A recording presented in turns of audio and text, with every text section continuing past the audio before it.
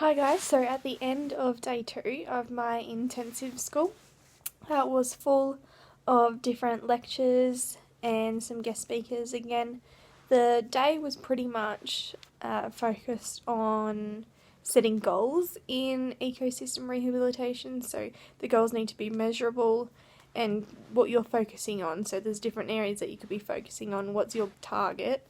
So that was really cool. The first guest speaker was Ramona Radar, and she kind of specialises in pollination and how important pollination is in ecosystem rehabilitation. So we need our pollinators, but there's all these different questions that she went over and what's important with rehabilitation, the level of rehabilitation, and what do you need, what species do you need, how they're going to interact. There was lots, and it was really, really interesting.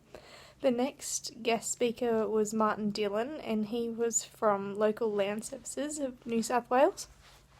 So they're doing some really cool things that I hadn't really heard of before with farmers and initiatives, giving them funding to help with fences for wildlife conflict, to help with getting more trees in there, even though they've got pastures and sheep or cattle, is to also bring in more trees, bringing in more to the land that they've used over and over and over again and degraded because they've been used for agriculture. So that was really cool.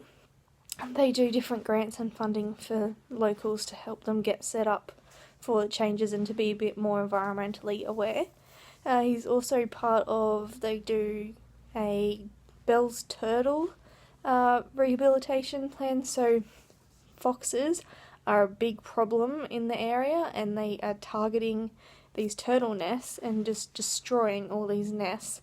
And these turtles are suffering, they're quite in decline, but with the university as well, they're collecting eggs and incubating them to be able to release, and getting school kids, local schools involved in releasing the hatchlings as well.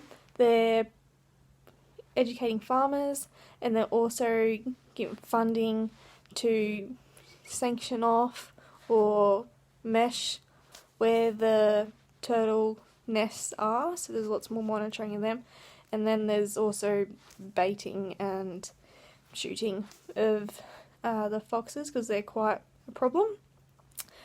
Dingoes and dogs, they said not as much, but foxes, they just go in and they just kill whole nests of clutches of eggs, so they're not able to reproduce and get as many turtles out there as we need to. So disappointing, but there are people working on getting these turtles back up and letting farmers know how important they are for their ecosystems. We did a little bit more practice for what we're going to do in Tamworth tomorrow as part of our field trip for some tree stuff, so we're agroforestry practical. And then we had a little bit of early mark, so I went and explored a little bit because there's lots of national parks and gorges and waterfalls and around Armidale, just beautiful areas. So I went and visited Wollomombi Gorge, can't say that properly.